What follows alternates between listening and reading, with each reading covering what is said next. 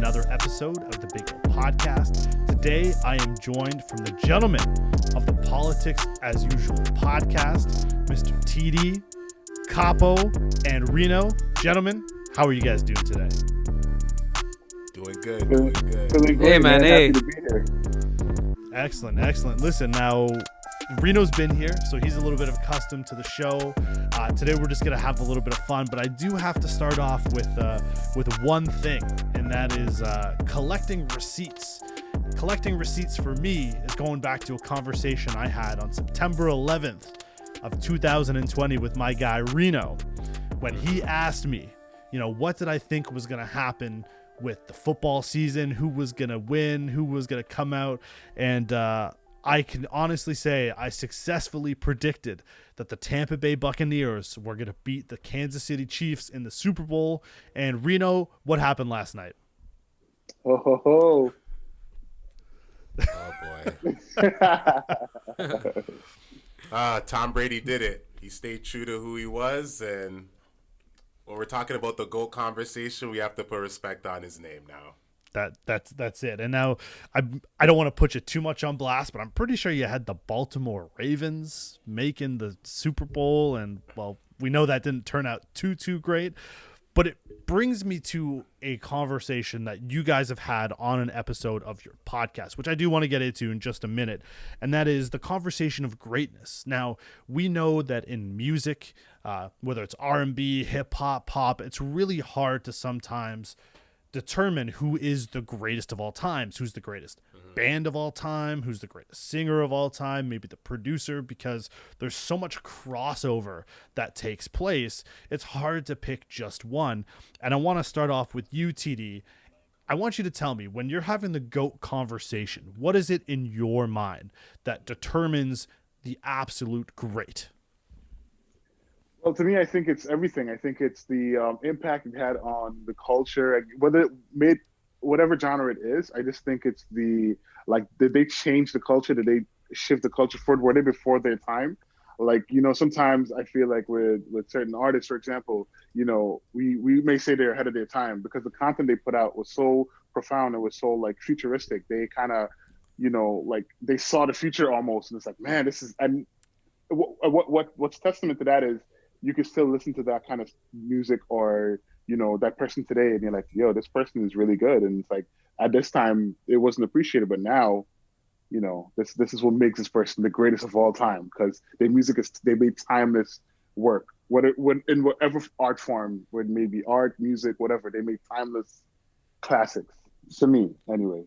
So Capo, I mean, you're shaking your head, you're agreeing with TD, and I want to know, in your mind, what makes up the greatest of all time, whether it's, the amount of bangers they put out, whether it's the overall content, or as TD mentioned, the effect of the culture. What in your mind are the ingredients for being the greatest of all time? I'd least say everything you just named. A combination of those same things. Because you can't be the greatest without sales, but at the same time, you can't be the greatest without having an impact on people itself. So I think it's a combination of all those things, yeah. Beautiful. Now, Reno, we've had conversations about greatness, and sometimes we agree, sometimes we don't agree. I mean, you guys on the Politics as Usual podcast have many great discussions and debates. In your mind, if you had to pick a single greatest artist across any genre of music that you would say encompasses everything you look for greatness, who would that be? Keep them coming. It's Mike Jack. Mike. Uh-oh. Okay. All right. I like that. Undisputed. He has everything from performance to the songs, like the catalog, the persona, the fan base. You know what I mean? Like, Mike Jack's the GOAT. Like, if we're talking just music as a whole, I'm gonna give it to Mike Jack. I don't know of many catalogs that can go up against that. Actually, I personally don't really know of any catalogs that could go up against Mike Jack, and that's my personal opinion. I know other people on my podcast will have different different opinions than me, but yeah, I'd go Mike Jack. If we're talking about legendary status and what it is to be a GOAT within the music industry, it's Mike Jack. And if someone on this podcast doesn't agree with me, just go check his Super Bowl performances. Go see what happens when he goes to the hotels and they have the ambulances ready for people fainting and everything.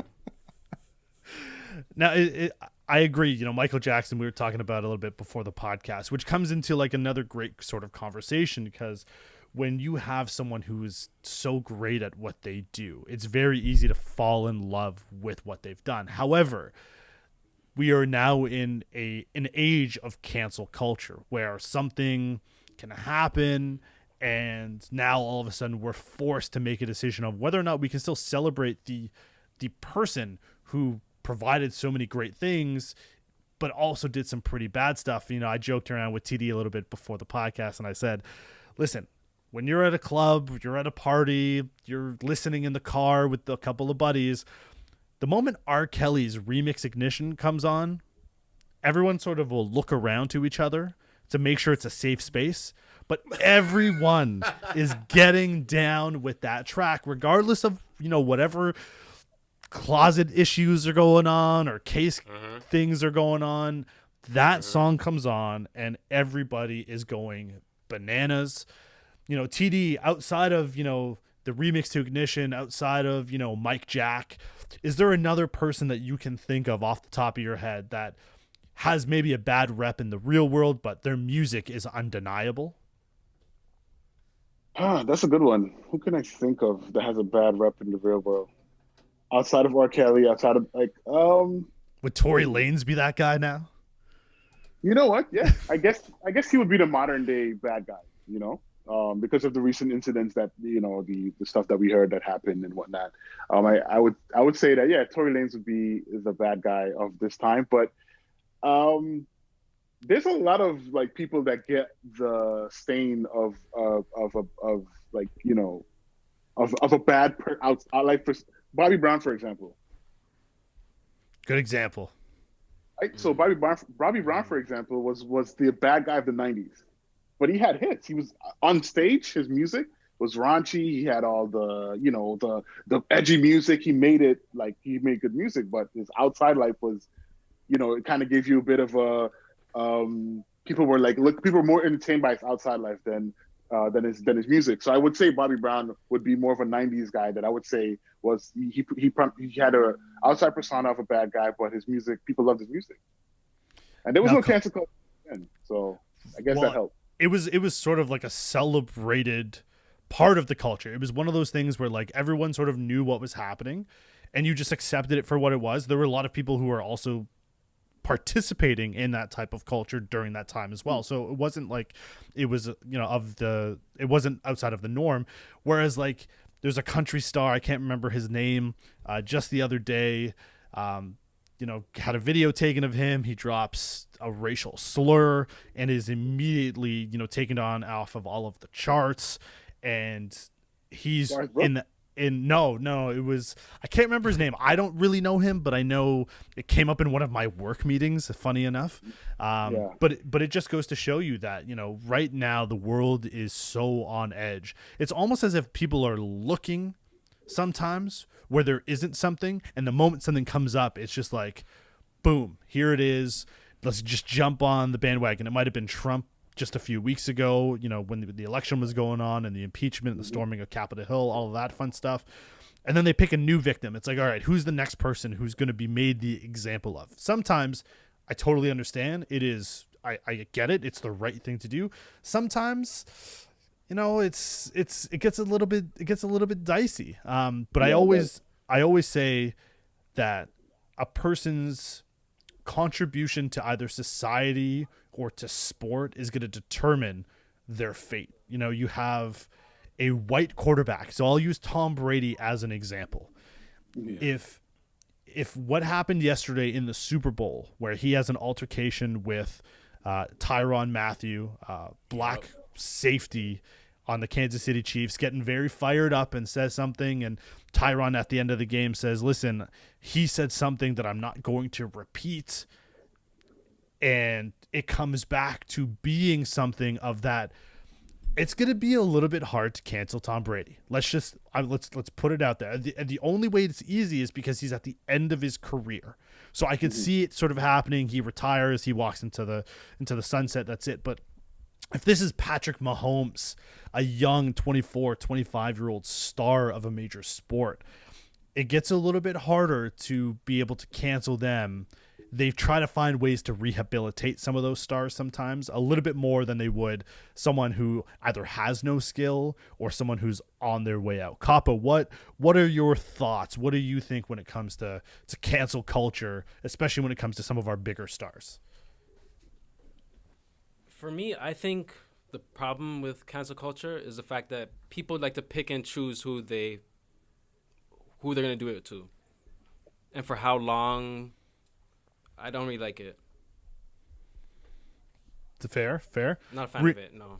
Rino, what about you? What are your thoughts on the idea of cancel culture? I think there's a thin line, right?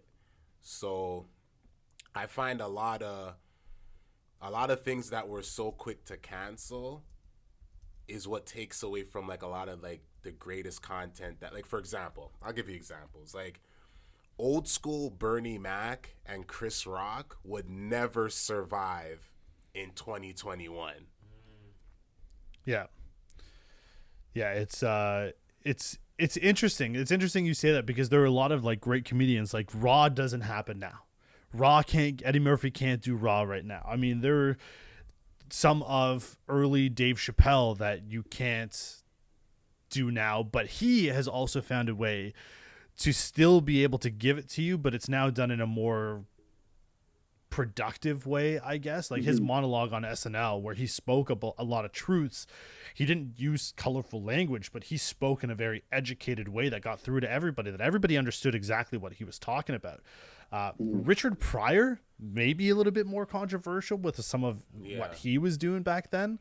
And it brings to another point. We talk about cancel culture. Bill Cosby, right? Like he could have done no wrong. He was America's dad. He was America's dad. And now, he's the America's dad you don't want to be near at a party late at night because you don't know what's going to happen. It's crazy.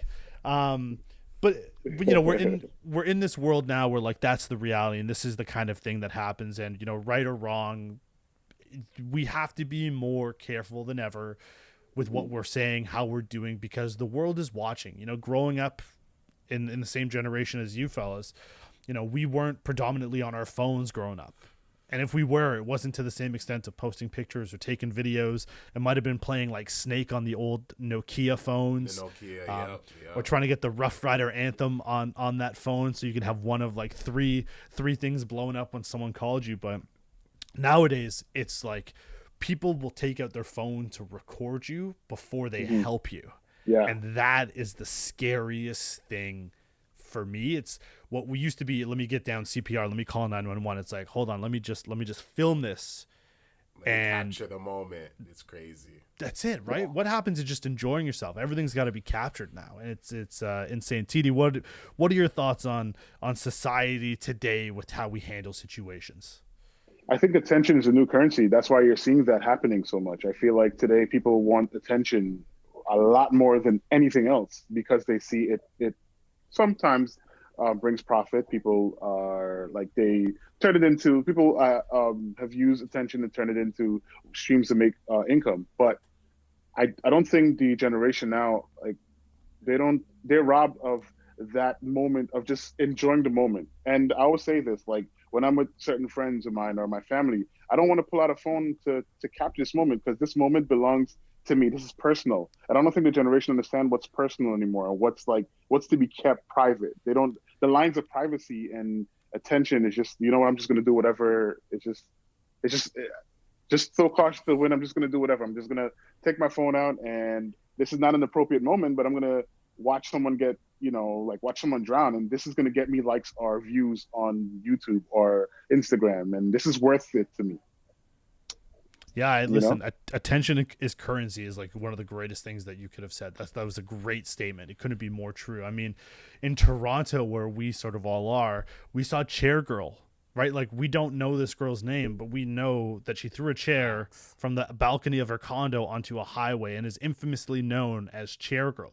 We have used social media to elevate people who dance for 30 seconds on an app, and now they're getting paid, they're being made famous. And I understand, listen, for a 15, 16-year-old kid or someone who's putting out content, like, I'm not about trying to take away your bag. Like, I'm all about supporting those who want to succeed. But I think we also send a little bit of the wrong message sometimes to the next generation, where it's, instant fame is what you need to look for, as opposed to working hard and putting in for the grind. And it's leading to a lot of people, especially at a younger age, with like suicide. When they're getting bullied online, they post something and they're not getting a ton of likes or comments, they think that their life is over. It's very sort of silly.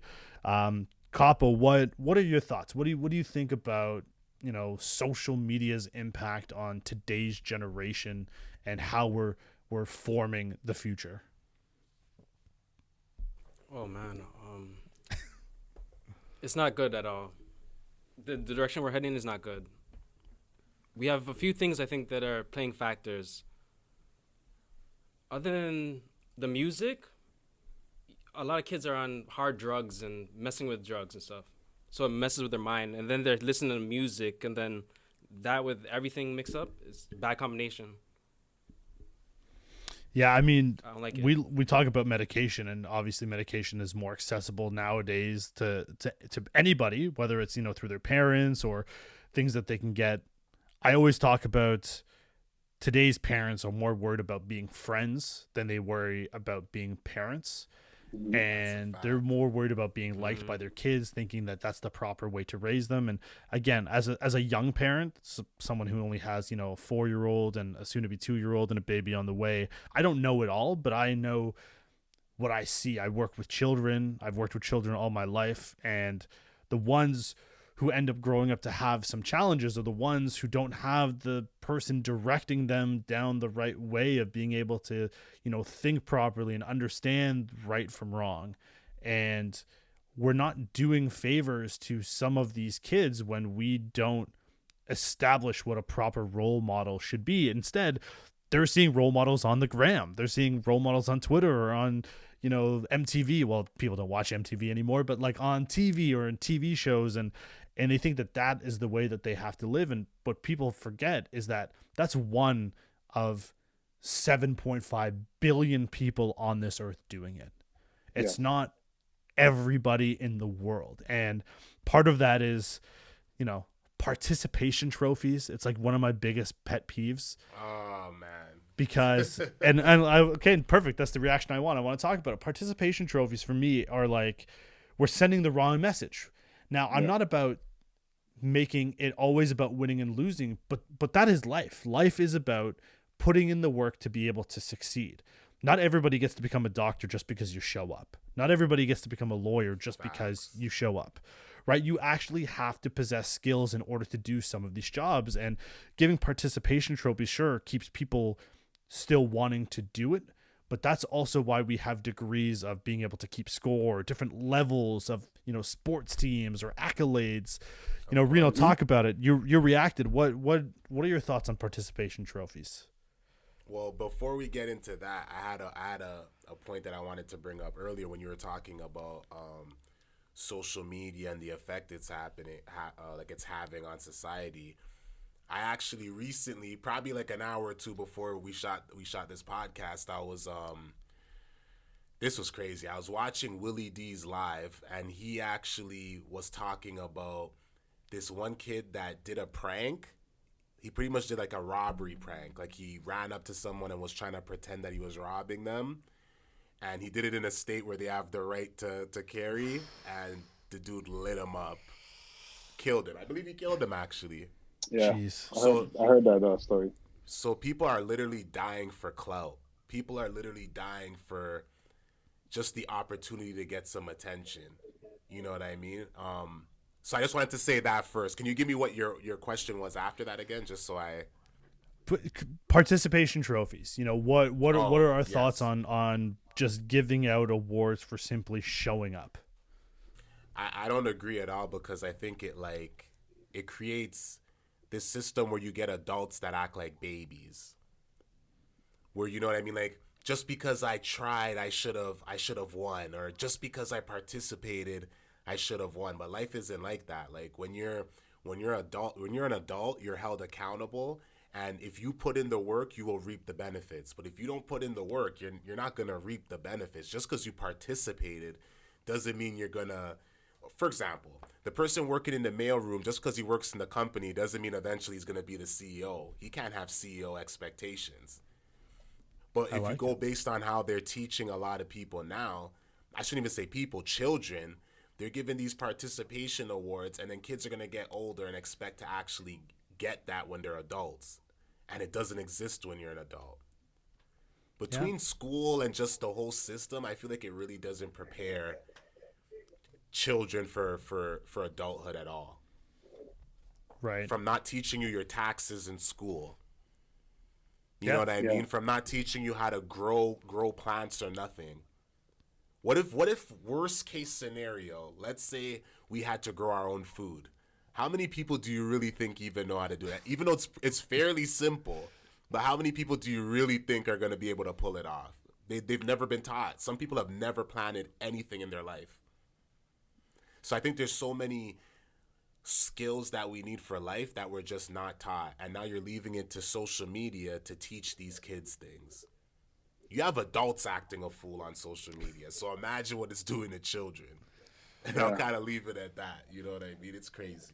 If I could tack on something what Rino said, like something I just like I noticed is that someone born in a child born in 2000 is going to be 21 this year, right? Social media came out in social media like Instagram, Facebook. I guess it came out in a bit in I don't remember the year exactly, maybe 06, 07. And let's say Instagram, the major one, came out in 2010. That's only 10 years ago. So a child born in 2000 has spent half his life on social media. That's new for us on this panel, because like we're a little bit older, and we kind of grew up. We had television, and television came off at a certain time. So you watch Saturday morning cartoons, and at 12, Saturday morning cartoons end, and everything else will go on. And you went on about your day. You went outside to see your friends. Summertime, you rode your bike to see your friends. You hung out, and those memories you kept with you. This generation are the ones which we're all a part of, but the younger guys they spend half their life on social media. Like you just got to think about that for a second. So they think everything is social media. Their world and their existence is social media. Yeah. So all the ridiculous things we see happening, and like the common sense things where common sense should be applied. It's like, hey, it just seems to just get thrown out the window. It's so uncommon nowadays, common sense. Well, that's the one thing that I grew up saying is, common sense is not so common, right? When you have an expectation for someone, the only thing that it can really lead to is disappointment. The moment you have expectation for others and you hold them to a certain expectation, chances are you're setting yourself up for failure, because you're not necessarily basing it on what they are capable of. Your expectation is based on what you want to have happen. And that's a little bit challenging, but you brought up a really good point. Social media being so prevalent in kids' lives today. We are, as some people like to call, in the woke movement, in the woke generation, where it's real cool when there's social injustice happening across the United States to throw up a black square on Instagram out of solidarity.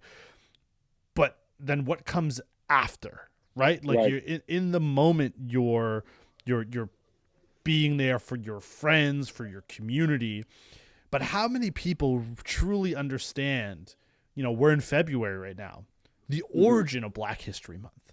Like everybody just in their mind is programmed to know, okay, February 1st to February 28th, 29th, it's going to be a month. We're going to call it Black History Month. We're going to learn about it in school. Probably the only time we're really going to learn about Black history in school is during the month of February. But where did this start? Why did this come to be? We're just programmed to know this is what we're going to do.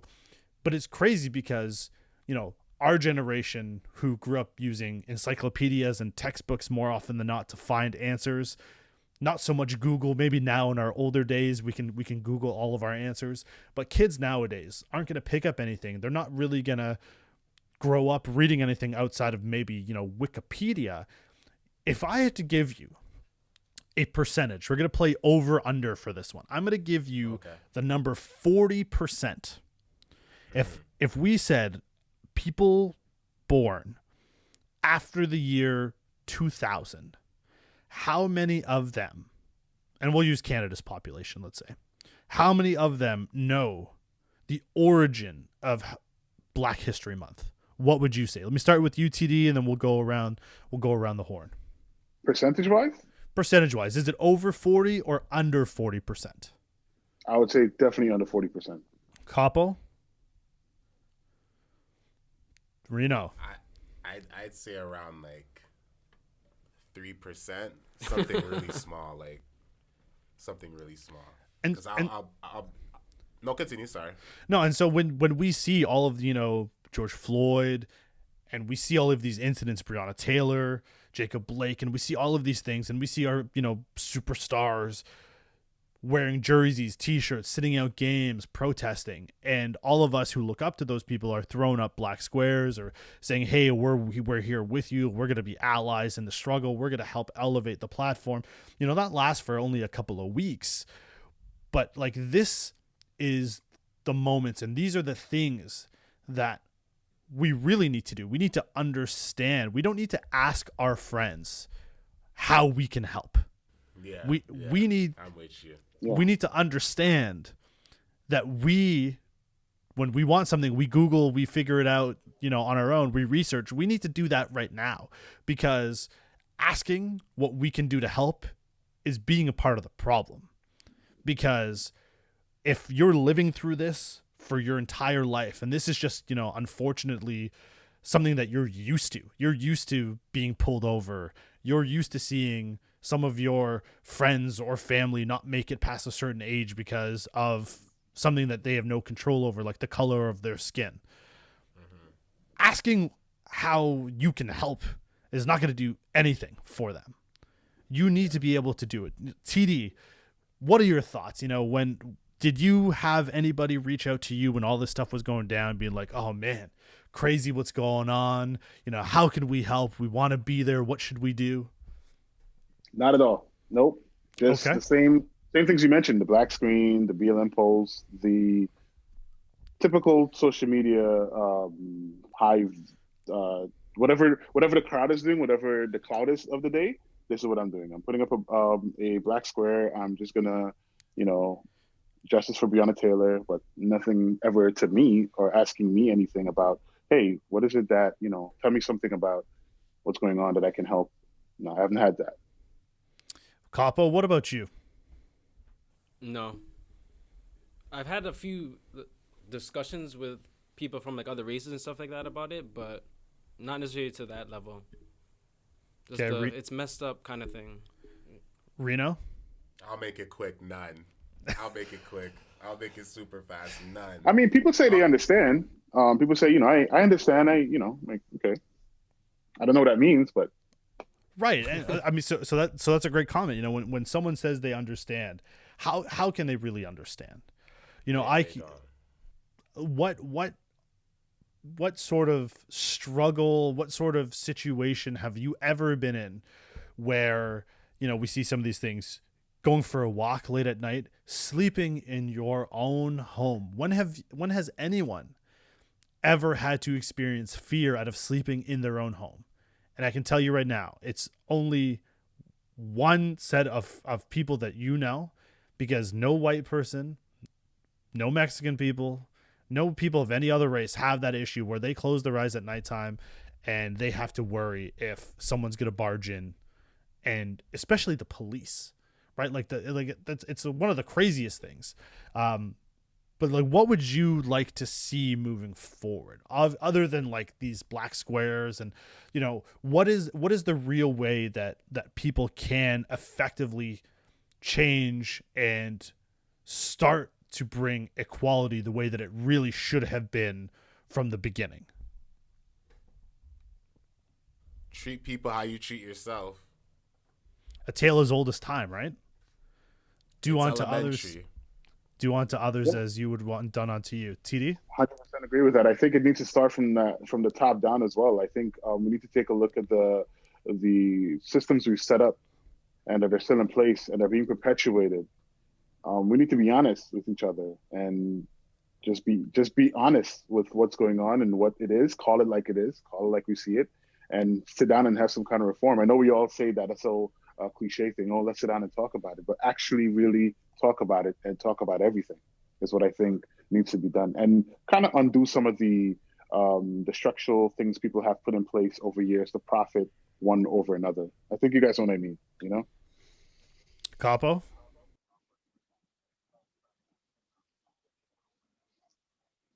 You asking me? Oh, nah.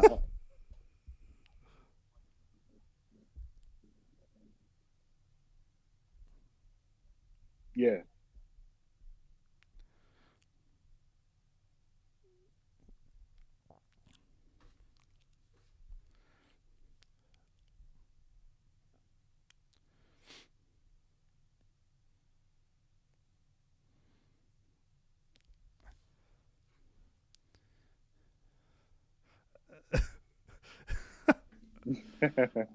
Oh man, just tear down the systematic structure. Yeah, I If mean, the listen. whole system was originally built off of systematic racism, you have to really go to the roots of the tree. That's a fact. I think anytime you have to choose between two people for anything, you're already limiting the proper candidates, Exactly. right? Like you're already putting into a vacuum, a Manchurian candidate, for instance, someone who like and maybe Trump was like the exception to this, but every other president, prime minister, outside of dictators in communist parties, are basically a puppet for what the party wants them to do. They're a figurehead. It's a figurehead position, whereas you, outside of Trump, can't really affect change without your party backing you. And Trump was maybe a little bit like different because he would pop off and probably be the most honest as any politician has ever been. I mean, he wasn't really a politician despite being the president, but he didn't mince words. Like, you knew where he stood with his policies, with his decisions, and that's the most transparency that we've ever sort of had in any government position.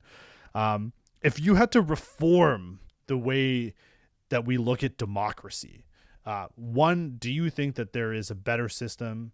And two, do you think that people would ever be open to changing the democratic process? Start with you, TD.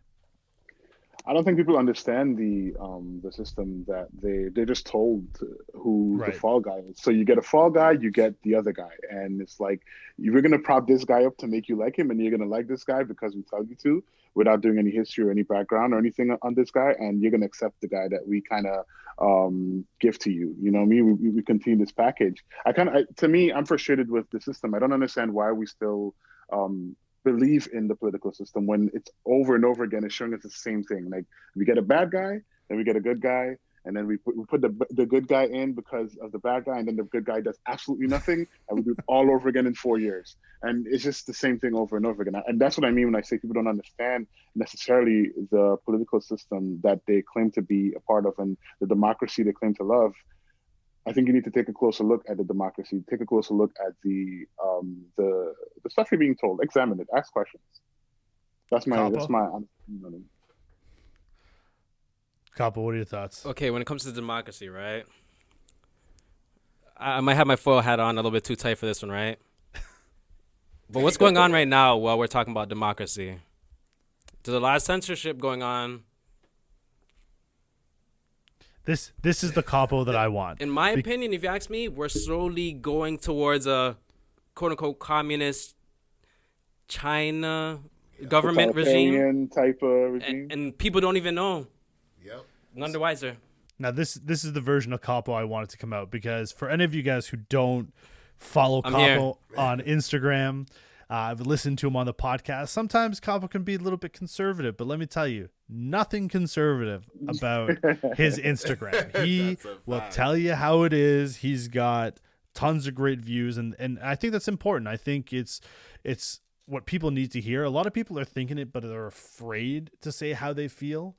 And that's when you have that sort of hive mentality where people can't think for themselves, they can't do for themselves, they don't want to be left behind or on the outskirts, so they'll just join whatever topic anyone's talking about and just blindly say yes, I believe in this, and no, I don't like this because all of my friends say this. We're losing individuality, we're losing personality, and we're starting to be cloned, I would say, when it comes to some of the things, and you're crucified if you don't buy into the hive mentality. And that's terribly, terribly unfortunate. People and like being told what to do. They want to be told what to believe. They don't know how to think for themselves or like ask questions. It's like going to go along with the system, whatever the system is. It's too much I don't want to interrupt it. responsibility. Yeah, Because if I know more, then I'm required to do more. If I learn more about what's going on, it requires me to step into action. And some people just don't want to do that. Look, I don't want to interrupt my normal way of life, so I'm just gonna check here, check there, and that's it. just do your thing, clock in, clock out, and go home and breathe a sigh of relief, and then you put your face on, you do it again. It's interesting because it's very similar to an episode of Black Mirror that we saw with I can't remember, I always screw up her name, Dallas Bryce Howard, where it was all about like getting ratings and reviewed, and that's how you were sort of viewed within your community, and that's really what it is, right? Like you want to be liked so much that the opinion of other people matters more than your individuality or you being able to think. What's up, Capo? What are you thinking? Doesn't that sound a lot like the social score in China? There's a social score in China? Oh, you don't. Oh, Want to hear this? Talk about it. man. Talk about it, man. You pretty much graded by a social score in there. Okay. If you cross the street, okay, let's say you jaywalk. They have like these things that these cameras everywhere with face recognition, and if you jaywalk, that actually takes down your social score. So little things like that actually take down your social score. So these are things that are being implemented in other countries already. Jeez. TD, did you know about this? No, I did not know about this. No, this is new to me. Yeah, this sounds like an episode of one of my favorite shows, Community. I don't know if any of you guys ever watched Community, but I they're love that show. yeah, they the juju beans and their juju rating and all this kind of stuff. But I mean, it's crazy to think that this is a kind of thing that happens. But like, let's be honest, I'm not surprised hearing any of that. I'm maybe surprised it took so long to sort of happen because we've been trending towards this with all of our social media likes and views and content this and content that and subscriptions. I mean, Instagram has flirted with the idea to remove likes from its pictures to try to promote a healthier social media. That went out the window after about a week when people didn't like it. But Participation points. That's the same thing again. Continue. Sorry, I just had to throw that in there. no, and you're right, and it's just one of those things where it's crazy because we are social robots. Like we are being groomed into what companies and conglomerates and these massive companies want us to be, and it's hard to be a free thinker. It's kind of like the Matrix a little bit, where you're just like plugged in and you just go about your day, but you're not really living in reality. And I got a couple nods from Capo, and it's interesting. I don't know where we are in 5 to 10 years. Like, I don't know, where we are in like 2 to 3 years, to be very honest. I don't want to get into the topic of vaccines because we could be here for probably about 4 to 5 hours. Yes. But it's very interesting when, even for the fact that you have big box stores open and small businesses are shut down. Like, how is that conceived? Why does that matter? Why can't you implement the same policies across the board and allow small businesses the opportunity to be able to have 2 customers in their store? That may be 25% of their square space or the square footage. Why not give them an opportunity? But I mean, COVID has taken over the world, and it's the Or first how time about the that fact that you can protest? 100 people can protest, but only 5 people, or was it five? Is it 10 or 5 can gather in a household? But I can yeah. protest with 99 other people I don't know. Okay. Or what about all those doubles that were at the Super Bowl halftime show in Florida in very close proximity? You know, Yes. it's just one of those things where it gets a little crazy. I want to quickly transition because I know we have some other things to talk about. It got kind of real there, like an episode of the course. politics as usual. It You know, because happens. It happens. this is the kind of thing that you guys like to talk about, and I always say if you're doing a podcast and you have people commenting or texting you or and saying, hey, I really like this episode, but like I disagree with your take on this, then you're doing things right. When you're able to elicit that sort of like emotion or commentary, it means people are listening, people are engaged, and people want to have a conversation. And I know on Thursdays normally I'm in Reno's DMs being like, bro, listen, that TD guy, I don't know what he was talking about when it was, greatest boy bands of all time or this or that. Or, I mean, it's just one of those things where it's like, you're eliciting good conversation. I want to talk about the podcast just a little bit. How are you guys finding the Politics as Usual podcast, the following, the response? Why did you guys feel like this is something that you guys wanted to do? I'm gonna start with UTD, and then we'll go around the horn.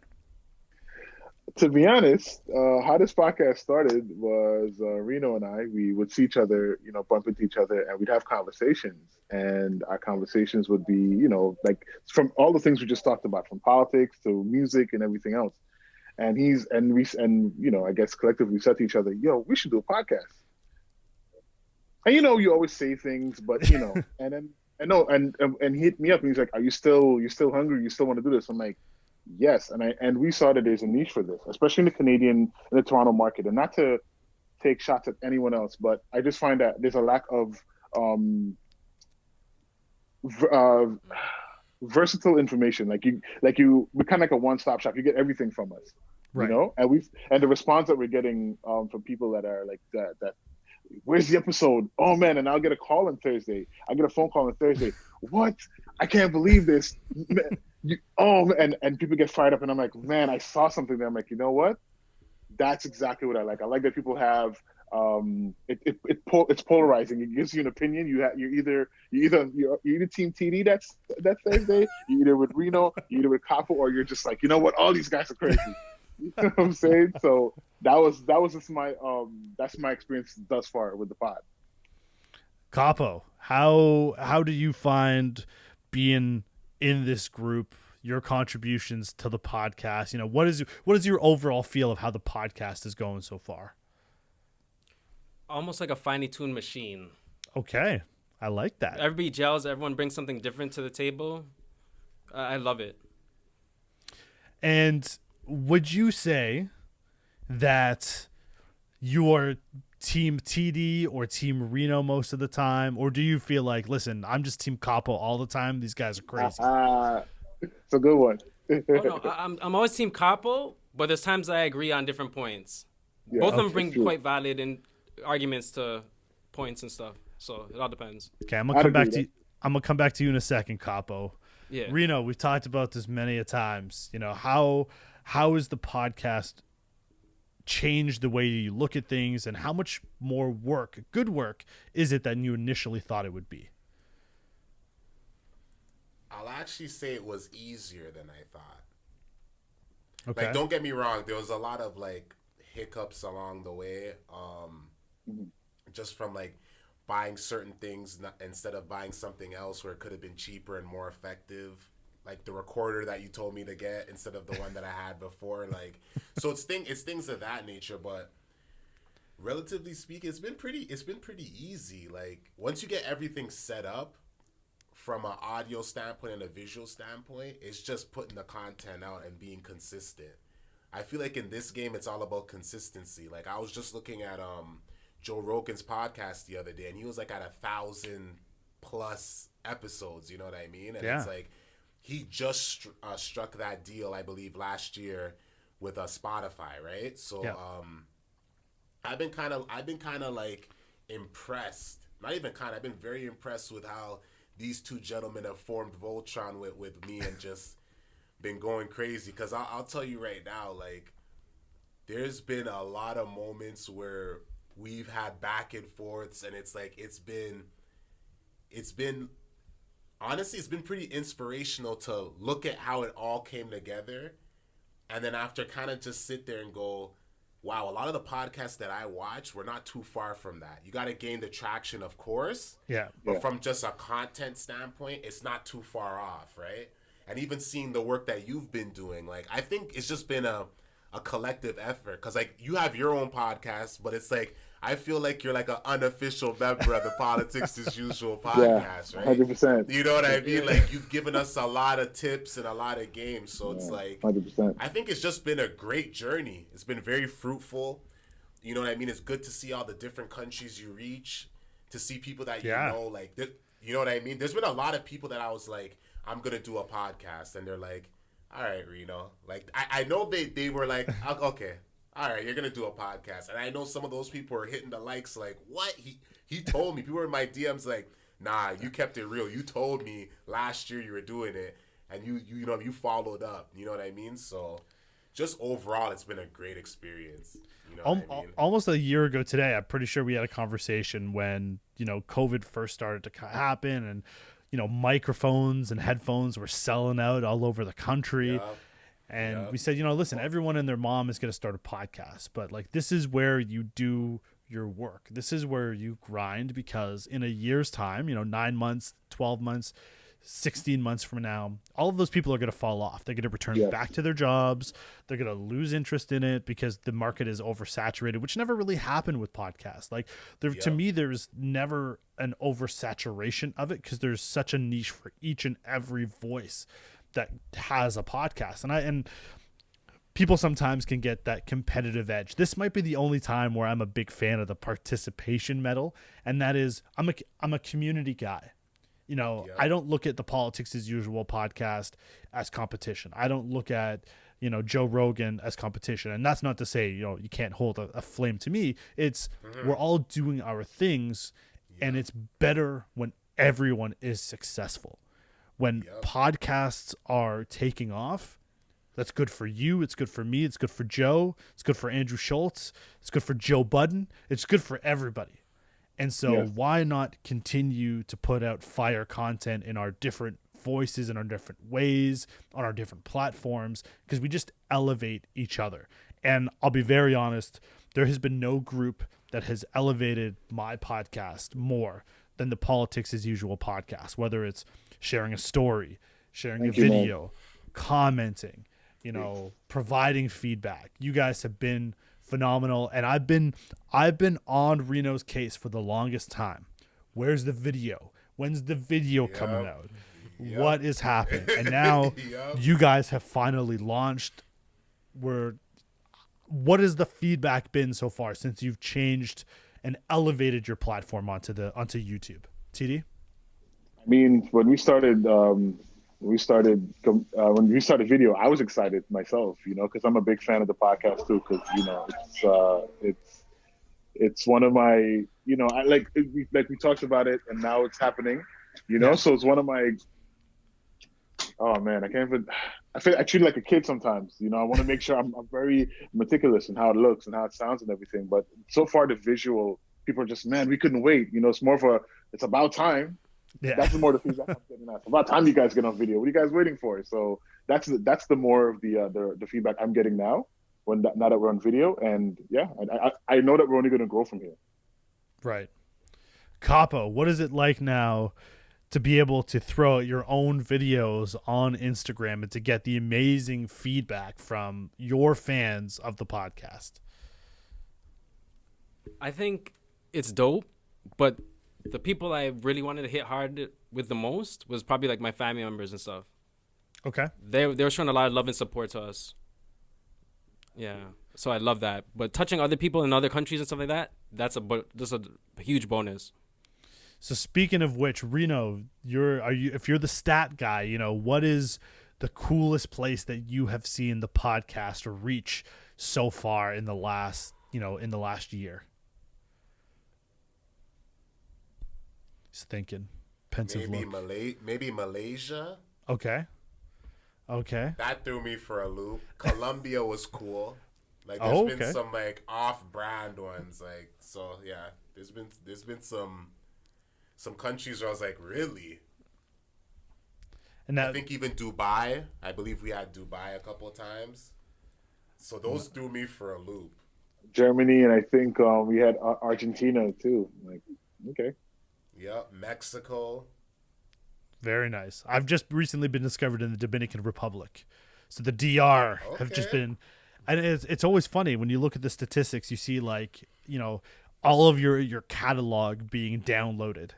And it's like, the Dominican Republic, like, couple thousand episodes. You're like, all right, one person found my podcast in the DR, and you just see like episode 1 through 30 or whatever, and it's one of the coolest things. Now we had like a game plan as to what we were going to talk about, and I feel like we didn't execute on any of that whatsoever.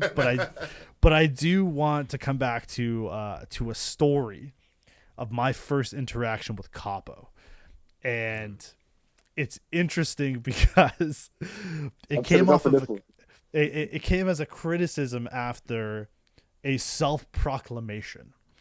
And the self-proclamation was that Capo was the Marvel guy. Not a Marvel guy. He was the Marvel guy. And then almost immediately could not remember if Blade was a Marvel or DC character.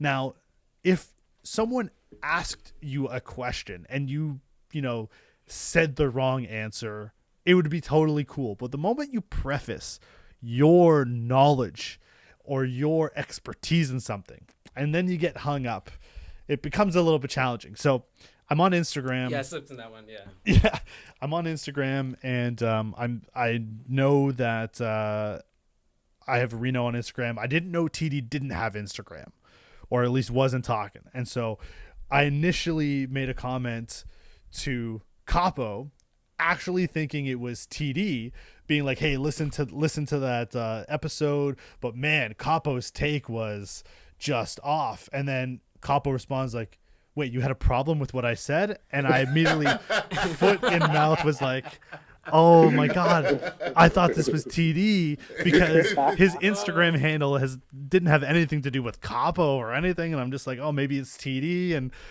I'm just like, oh, I'm sweating. I'm like, I offended this guy. And I'm like, tried to quickly backtrack, throw it in reverse. But it was funny because it came out of that. But TD in our sound check last week, you brought up a great point about the impact that Blade has really had in the Marvel universe. And I love comic books, and so I want to touch on this before we sort of get out of here. But you explained to me that there was a significance of the role that Wesley Snipes and the Blade character in Marvel had, and how we may not actually be 20 movies deep at this point in the new MCU without them. Can you share a little bit of what you know of the impact that Blade had in the MCU? Oh, well, the piece I saw was about him saving the entire MCU, because at the time the franchise was going through a bit of they were kind of a bit in a rut. Some of their movies they were either stalled in production, or they were there, but they were being kicked around. And Blade is the one that kind of broke the box office in terms of sales, in terms of funding where the MCU is concerned. The Blade movies actually helped that a lot. So they like, you know what? And a lot of people don't know that. It's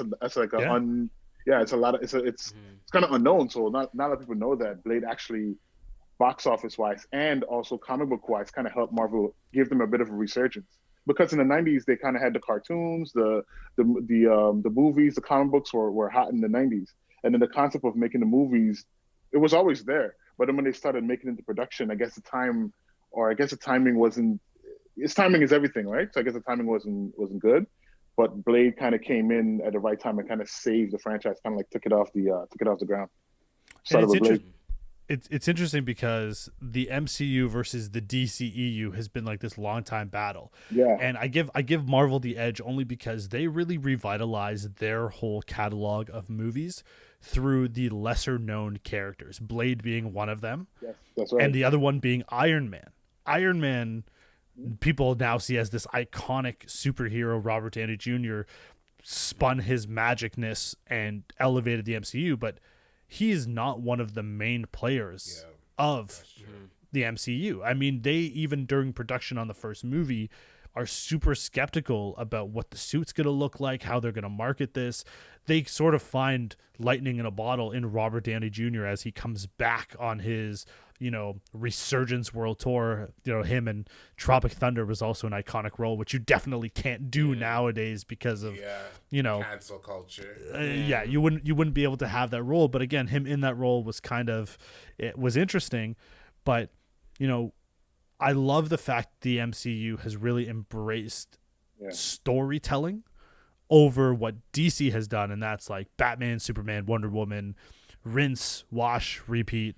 We'll do it again every couple of years. We'll just throw out a new guy, and that was the time I want to say Blade came out right around Batman and Robin was popular, I think, and I think that wasn't a time that people were necessarily looking at comic book movies, but Blade, he kills it.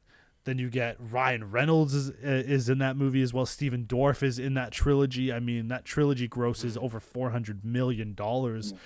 I believe the first movie was budgeted at like 45, which is insane.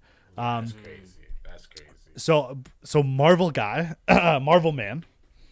I want to ask you, what has been, in your opinion, of all of the MCU movies made, what has been the most game-changing movie that we've seen so far? Ooh. It's a tough one. I want to say thus far, the first Avengers movie. Okay. I feel like that one brought a lot of notoriety to Marvel. Listen, it's hard to disagree with. I mean, they set that movie up great. And the way it ended, man. Yeah, Thanos. You know, I won't give no spoilers just in case people haven't seen it. Listen, but if you haven't seen the first Avengers, you got problems. Some people might. But yeah, listen, I think the Avengers is a great choice. Now, Reno, I don't know what your comic book prowess is, but what have you seen has been one of the most iconic impacts that the resurgence of the MCU has had in today's culture. I'm gonna go with I think Black Panther was the movie that. Okay, Black Panther was the movie that made people that look like me feel more comfortable to tap into their actual heritage.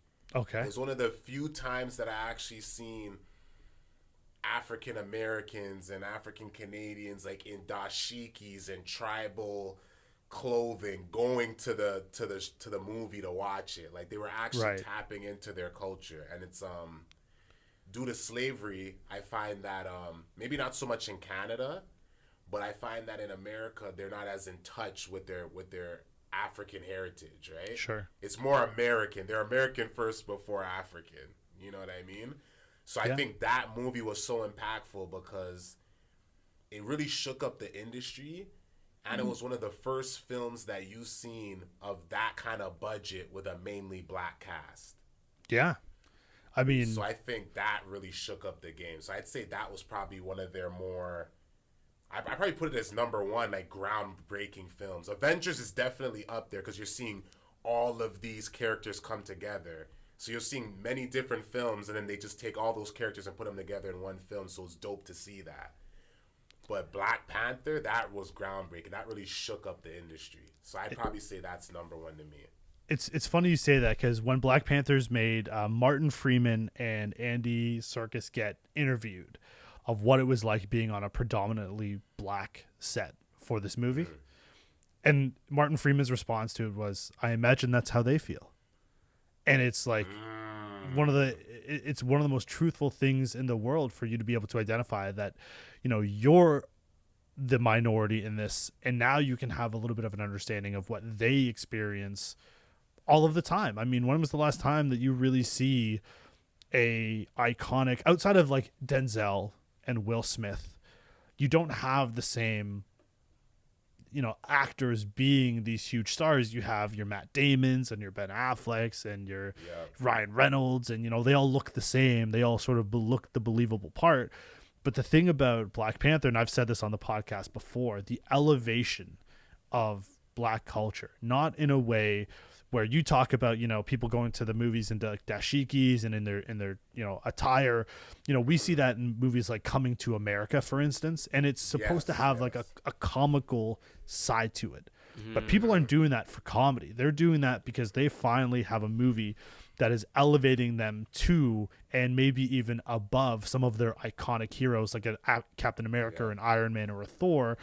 And they're elevating Black culture. Not that, Africa is some like war-provished country, that Wakanda is actually above everybody else when it comes to technology and advancements, that they actually have to stay hidden from the world because the world's not ready for them. And I think the storytelling of Black Panther, one of my favorite things, Ryan Coogler, extremely happy that he has been able to make some of the great movies that he's made, Fruitvale Station, Creed 2, obviously Black Panther now struck a 5-year deal with Disney Plus, or with Disney, to make Wakanda TV show and to continue on the legacy of Black Panther within Disney.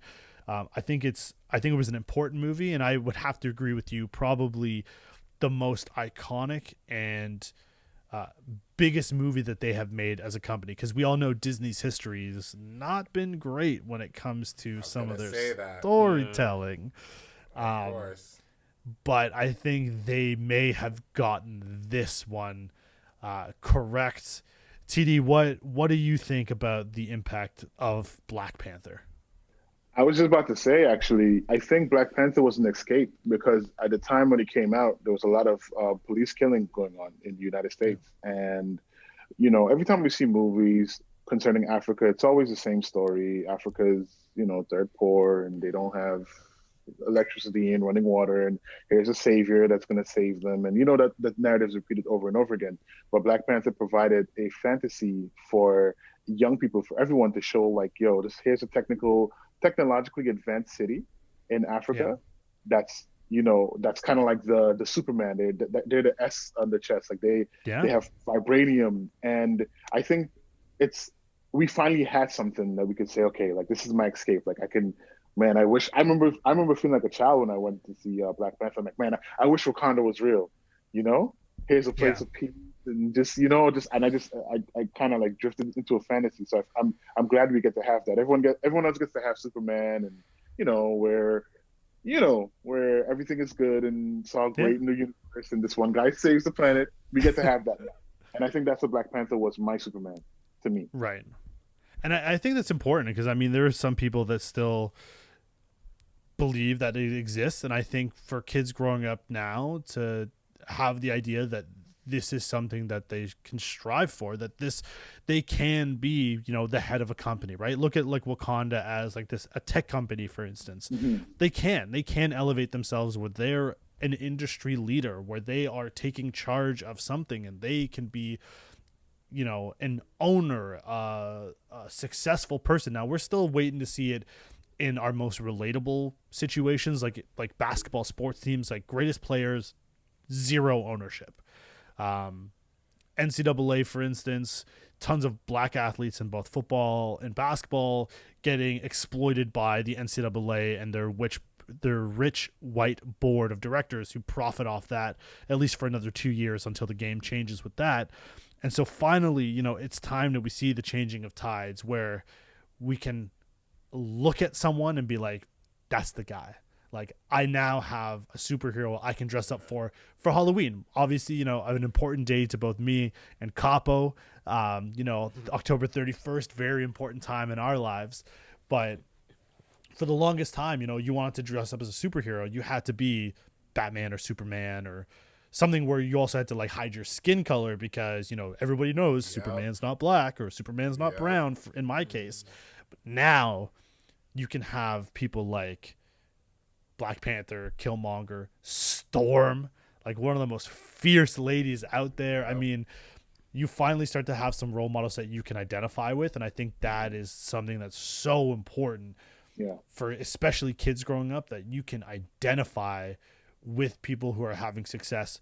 I am one of the biggest allies when it comes to women in sports. Having 2 young girls, I love when women succeed because it allows me to have a peace of mind knowing that my daughters will have role models that look like them.